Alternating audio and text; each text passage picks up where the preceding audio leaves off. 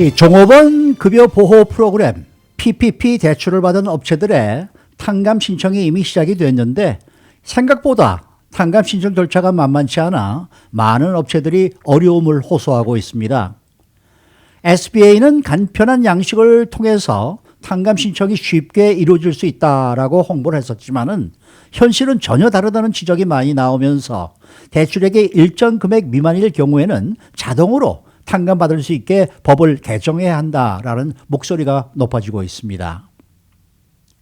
미국 항공업계가 본격적인 국제노선 운항 재개를 위해서 모든 공항에서 코로나19 테스팅을 실시하는 방안을 추진하고 있습니다.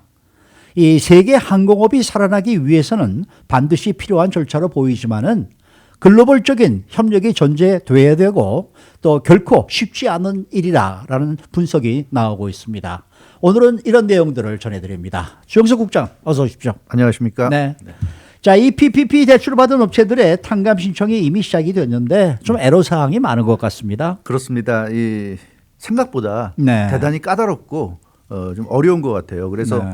일정한 금액 이하로 그러니까 액수가 크지 않은 경우에는 탕감 신청 절차 없이 그냥 자동적으로 면제해 탕감받을 주자. 수 있게 면제해 주자 이런 요구가 지금 나오고 있습니다. 네. 이 소비자금융연합회 컨슈머 뱅크 어소시에이션이 이 PPP 대출 탕감 절차와 관련한 보고서를 발표했는데요. 네, 네. 그 내용을 보면 탕감 절차가 매우 불편하고 까다로워서 그 대출을 받은 업체들은 물론이고 은행들마저도 힘들게 하고 있다 이렇게 지금 네, 밝혔습니다.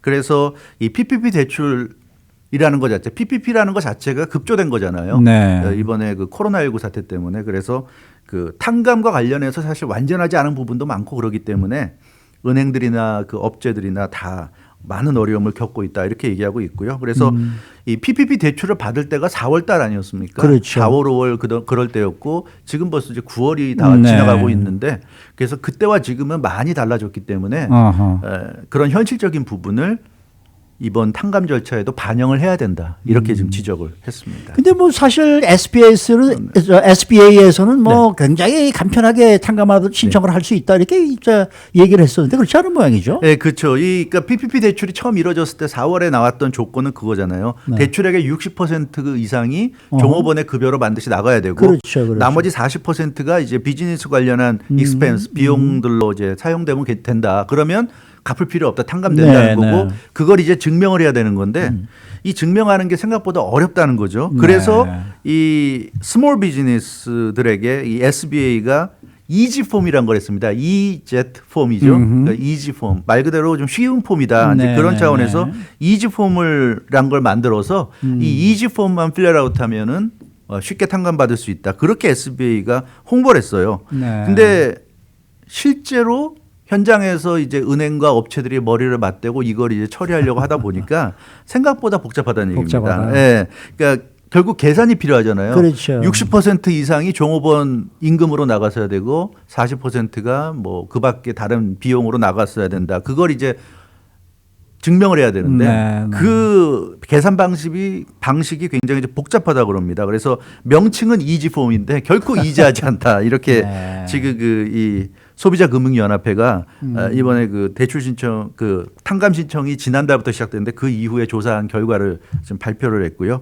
그래서 회계검사원인 그 Government Accountability Office가 있는데 여기서는 그 실제 PPP 탕감 신청을 한 스몰 비즈니스 업체들을 대상으로 조사한 결과 PPP 대출 신청할 때보다 지금 탕감 받기 위한 절차가 훨씬 더 어렵다는 지금 이런 대답까지 나왔다 그래요. 사실 그 PPP 대출 신청도 굉장히 힘들었잖아요. 기억들 하시겠지만 기다려도 오지도 않고 그 신청하는데도 많이 기다려서 여러 가지 또 그 서류를 또 제출해야 되고 그랬는데 그때보다 지금 탕감 절차가 더 까다롭다고 합니다. 그렇기 때문에 이거는 좀 아니지 않은가 이런 지적들이 나오는 것 같아요. 그러니까 아예 일정한 금액 이하 대출 받은 사람은 무조건 탕감하지 이런 얘기죠. 그러니까. 그런 게 나오고 있고 그게 벌써 구체화되고 있어요. 그러니까 100여 개 이상의 트레이드 그룹들이 연방의회에다가 $15만 미만의 PPP 대출을 받은 업체들에 대해서는 그냥 오토매틱으로 탕감시켜라. 그렇게 해줘라. 그렇게 법을 개정해달라. 이렇게 지금 청원을 했습니다. 그러니까 $15만 미만의 PPP 대출을 받은 업체들은 그러니까 아무것도 하지 않고 그냥 탕감 받는 거고요. $15만 이상의 PPP 대출 받은 업체들만 여러 가지 이제 필요한 네, 그런 그 네. 자료들을 준비해서 탕감 받아야 된다. 이제 이런 얘기입니다. 그러니까 15만 달러 미만, 15만 달러가 기준인 이유는 15만 달러 미만으로 PPP 대출을 받은 곳들이 이제 영세한 곳들이고 그렇겠죠. 어차피 코로나19 사태가 장기화돼서 힘들잖아요. 탕감이란 게 뭡니까?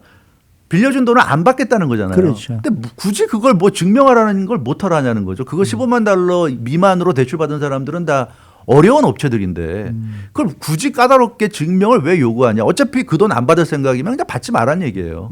그게 이득이란 얘기고 그거 하려면 또 스트레스 받고 사람들, 업체들 그것 때문에 영업하는 데 지장 생기고 또 은행들도 마찬가지입니다. 그것도 해주기 위해서 업체들을 상대로 그 일을 하다 보면 사람들도 많이 필요하게 되고요. 많은 시간 뺏기게 되고 그러니까 은행들도 손해란 얘기입니다. 그래서 이런 거는 그 제도의 취지상 PPP 대출을 해준 취지상 어차피 탕감해 줄 거면 쿨하게 그냥 절차 없이 그냥 탕감해 일리가 그런 것 있는 같아요. 예.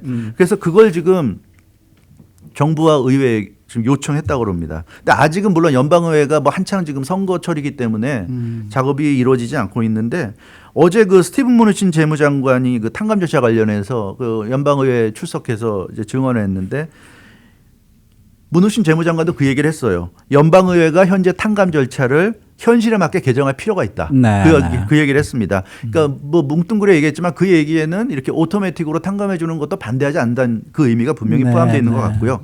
다만 PPP 대출 탕감을 신청하려는 업체들이 있다면 지금 그런 어떤 탕감을 받을 수 있는 조건을 완비한 그러니까 그런 자료 같은 게 완벽하게 준비된 것들은 기다리지 말고 신청해라. 어차피 그렇게 하면 탕감 받을 수 있는 거니까 탕감 받을 수 있는 업체들은 망설이지 말고 들어가라. 왜냐하면 아직은 연방의회가 액션을 취하지 않았기 때문에 그렇게 하라는 얘기고요.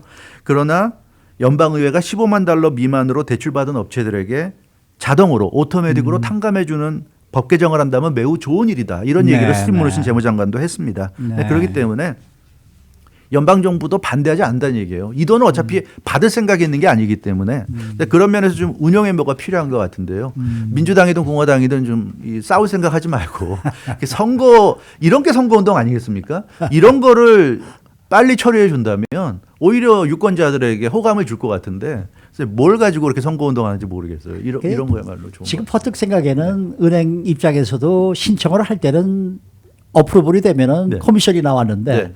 이거는 무슨 커미션을 지금 받을 아니잖아요. 수 있는 그런 것도 아니잖아요. 생각해 보세요. 그 탕감이라는 거는 돈을 안 갚아도 되는 거니까 은행 입장에서도 이거 처리해 줘봐야 돌아오는 게 아무것도 맞아요, 없는 거예요. 맞아요. 돈을 돌려받는 게 아니기 그런 때문에. 것도 큰 이유가 되겠네요. 그러니까 이거는 굳이 이렇게까지 어렵게 만들 필요가 있는가 그런 생각이 좀 있습니다. 자, 이 장기화되고 있는 코로나19 사태로 인해서 가장 큰 피해를 입고 있는 네. 업종 중에 하나가 바로 항공업계입니다. 네. 그런데 본격적인 이제 국제 노선 재개를 위한 움직임이 보이고 있네요. 네, 그렇습니다. 이 항공업계가 뭐 가장 힘든데요. 코로나19 테스팅 실시를 통해서 모든 공항에서 이 국제 항공 운항이 재개될 수 있는 네, 그런 네. 길을 지금 모색하는 것 같습니다. 네. ABC 뉴스가 보도한 내용인데요. 미국 항공업계가 연방정부에 조속히 코로나19 프로토콜을 확립해 줄 것을 요청했다고 합니다. 네. 이 프로토콜이라는 것은 그러니까 국제항공과 관계된 그런 이제 그렇겠죠. 프로토콜인데요. 핵심은 그거죠. 모든 공항에서 코로나19 테스팅을 실시한다. 네. 네, 이겁니다. 그래서 안전한 리오픈이 가능하다는 거. 그러니까 사람들이 지금 불안하니까 웬만하면 비행기 안 타려고 그러는데 그렇죠. 비행기를 타도 안전하다는 걸 보여줘야 된다는 겁니다. 그 얘기는 공항에서 매 순간마다 코로나19 테스팅을 실시해야 된다. 이것밖에 방법이 없다. 이런 얘기입니다. 그래서 항공업체들의 대주주들이 이 요구를 하고 나섰다고 그러는데요. 유럽, 캐나다, 아시안, 태평양 이런 지역으로 이제 미국에서 그런 지역으로 갈 때 리미티드 테스팅 파일럿 프로젝트를 합의해서 실시해라. 이렇게 전했다고 그럽니다. 이 리미티드 테스팅 파일럿 프로젝트라는 것은 국제선 항공기 탑승객들이 탑승 전에 반드시 코로나19 테스팅을 받아야 한다는 거죠. 네, 네. 테스팅을 받아서 거기서 코로나19에 감염되지 않았다는 확인을 받은 사람들만 비행기 타라. 비행기 탈 수 있다는 네, 거죠. 네. 거기서 만약에 양성 판정이 나온다? 못 가는 거죠. 못 못 가는 타는 거죠. 겁니다. 근데 그러면 비행기 타는 사람은 적어도 코로나에 안전하다. 안 걸린 사람들 막 타는 거니까 안전하다. 네. 그러니까 사람들이 안심하고 비행기를 탈 수 있잖아요. 이제 그 얘기를 하는 겁니다. 네. 그래서 이 미국, 유럽, 캐나다, 미국에서 이제 유럽이나 캐나다, 아시아, 태평양 등을 오가는 국제선 항공기들이 이 코로나19에 감염되지 않은 사람들만을 태운다는 것을 매번 운항할 때마다 모든 항공기들이 이렇게 확인하고 비행한다고 한다면 그럼 이건 굉장한 이 국제 운항에 도움이 될 것이고 지금 다른 나라 도착하면 14일간 쿼런틴 해야 되잖아요. 맞아요. 지금 미국에서 한국 가도 14일을 쿼런틴을 해야 되는데 자가격리해야 되는데 그게 필요 없는 거죠. 비행기 타기 직전에 검사해서 아무 이상 없다고 하니까 그러면 뭐 한국 내려서도 바로 가족을 만날 수 있는 거니까는요. 그런 차원에서 이 제도가 시행이 되면 세계 각국들 사이에서 사람들의 이동이 지금보다 훨씬 자유롭게 이루어질 가능성이 있고 여행업계라든가 항공업계에 숨통이 트일 가능성이 있다. 이런 지금 주장입니다. 그런데 사실 이런 특단의 대책이 필요할 만큼 항공업계가 지금 심각한 거 아닙니까? 심각하죠. 굉장히 그렇죠? 심각합니다. 그리고 또 여행객들도 그럴 것 같아요. 이 코로나19 사태에 정말 확실한 안전장치가 마련돼야 비행기를 타려고 그럴 거 아니겠습니까? 그렇죠. 네. 지금 현재 미국 항공사들의 국제 노선 운항 횟수가 작년과 비교해서 82%나 글쎄 감소했어요. 그렇다고 그러니까 뭐 네. 어마어마하게 지금 그 어려운 상황이고요. 네. 더군다나 미국 같은 경우 압도적으로 지금 세계 최대 코로나19 감염 국가가 됐기 때문에 세계 많은 국가들이 미국인들의 입국을 지금 금지하고 있는 그런 상황입니다. 그래서 특히 네.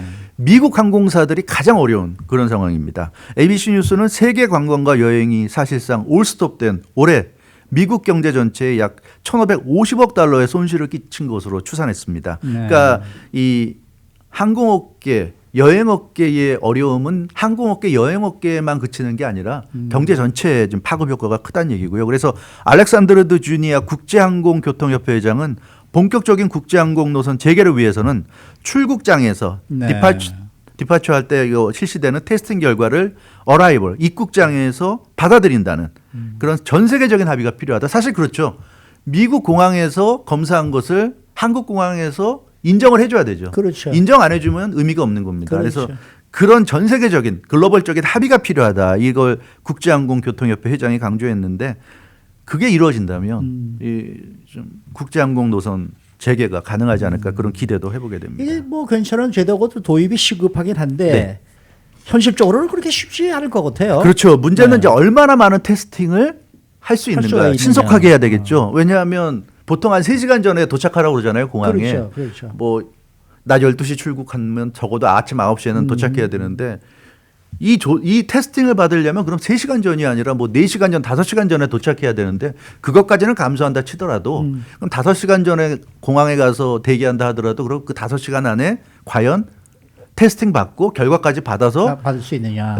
예정된 비행기에 탑승해서 떠날 수 있느냐 이런 네. 문제가 있는 거죠. 그래서 그런 신속한 테스팅 그거 이제 문제고요. 또 하나는 그렇게 신속한 테스팅에서 나온 결과를 얼마나 신뢰할 수 있는가 이게 문제죠. 현재 가장 많이 이용되는 PCR 테스팅 방식이 있는데 이게 잘못된 음성 판정이 나올 확률이 가장 적을 때는 2% 정도지만 많게는 37%에 달한다고 해요. 아이고. 이게 영국 의학회 회보지에 최근 네. 그 실린 연구 결과에 나왔습니다. 그러면 이렇게 오류가 높으면 그거 검사에서는 곤란하죠. 음성이 나왔는데 네. 실제로는 바이러스를 가지고 있는 사람이 잘못된 검사를 가지고 탈 수가 있단 그렇죠. 말이에요. 비행기에. 네. 근데 그러면 그런 오류 때문에 그 같은 비행기에 타고 가는 사람들이 전부 다 감염되는 상황도 배제할 수 없다. 그래서 이 제도가 실시되려면 제한된 시간에 빠르게 검사해서 빠른 결과가 나와야 될 것이고 또 하나는 그 결과를 우리가 신뢰할 수 있어야 신뢰할 된다. 수 이 있고. 두 가지가 반드시 해결돼야 되는데요. 네. 근데 지금 상황에서는 지금 그게 쉽진 않다. 더군다나 PCR 말고 항원을 검사해서 코로나19 감염 여부 확인하는 그 엔티젠 테스트가 있는데 이것은 잘못 나올 확률이 최고 50%에 달한다고 그럽니다. 그래서 너무 그 신뢰도가 좀 떨어지기 때문에 50%면 이건 테스트가 아니죠. 그래서 이 제도 자체는 올바른 방향인데 네. 문제는 그 제도를 제대로 시행할 수 있는 그런 어떤 좀 기술적인 부분 보완이 반드시 좀 필요할 것 같습니다. 네, 수고 많으셨습니다. 주영석 국장이었습니다.